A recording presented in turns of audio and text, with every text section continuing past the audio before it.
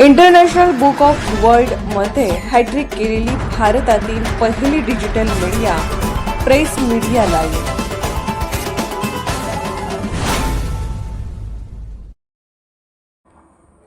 मिरजेत टाकळी रोडवर पूर्व वैमनस्यातून तरुणावर प्राणघातक हल्ला, तरुण गंभीर जखमी.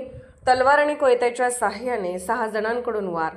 शहरातील टाकळी रोड परिसरात पूर्वीच्या वैमनस्यातून एका तरुणावर भरदिवसा प्राणघातक हल्ला झाल्याची धक्कादायक घटना घडली आहे.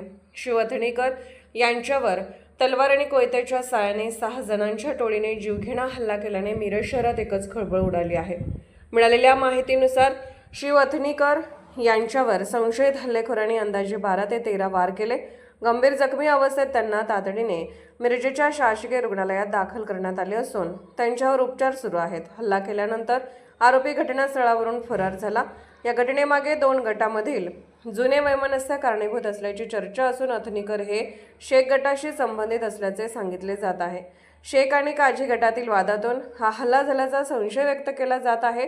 मात्र या संदर्भात पोलिसांकडून अधिकृत दुजोरा देण्यात आलेला नाही. घटनेची माहिती मिळताच पोलीस निरीक्षक किरण चौगले व त्यांच्या पथकाने घटनास्थळी धाव घेत पंचनामा व तपासाची प्रक्रिया सुरू केली. अपर पोलीस अधीक्षक कल्पना बारवकर यांनी घटनास्थळी भेट देऊन परिस्थितीची पाहणी केली. तसेच तपास जलद गतीने करण्याच्या सूचना संबंधित अधिकाऱ्यांना दिल्या. प्राथमिक तपासात विविध कारणांचा शोध घेतला जात असून हल्ल्यामागील नेमका हेतू आणि आरोपींची भूमिका उघड करण्यासाठी पोलीस कसून तपास करत आहेत. भरदिवसात झालेल्या या रक्तरंजित हल्ल्यामुळे टाकळी रोड परिसरासह संपूर्ण मिरज शहरात भीतीचे वातावरण निर्माण झाले असून नागरिकांमध्ये चिंतेचे वातावरण पसरले आहे. आरोपींचा शोध घेण्यासाठी पोलिसांनी विशेष पथके कार्यरत केली असून लवकरच या प्रकरणाचा उलगडा होण्याची शक्यता व्यक्त केली जात आहे.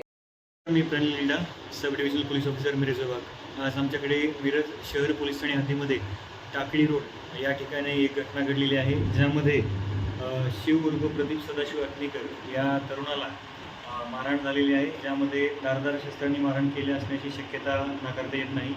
सदर तरुणाला शासकीय रुग्णालयामध्ये ॲडमिट केलेलं असून त्याच्यावर उपचार सुरू आहेत. त्यासोबतच घटनेमधील जे काही संशयित आहेत त्यांचा शोध घेण्यासाठी मिरज शहर पोलीस स्टेशन तसेच स्थानिक गुन्हे अन्वेषण शाखा सांगली यांची विविध पथके रवाना करण्यात आली आहे. सदर झालेल्या घटनाची जी काही मूळ कारणं असतील त्याचासुद्धा आम्हाला तपासामध्ये शोध घ्यायचा आहे. प्राथमिक माहिती घेतली असता यामध्ये आरोपी हे परागंदा आहेत, त्यासोबतच फिर्यादी हा ॲडमिट आहे. त्यामुळे एक्झॅक्ट कुठल्या कारणामुळे झालेलं आहे हे सध्या आम्हाला सांगता येणार. प्रेस मीडिया लाईव्ह न्यूज चॅनलला लाईक करा, शेअर करा आणि सबस्क्राईब करा.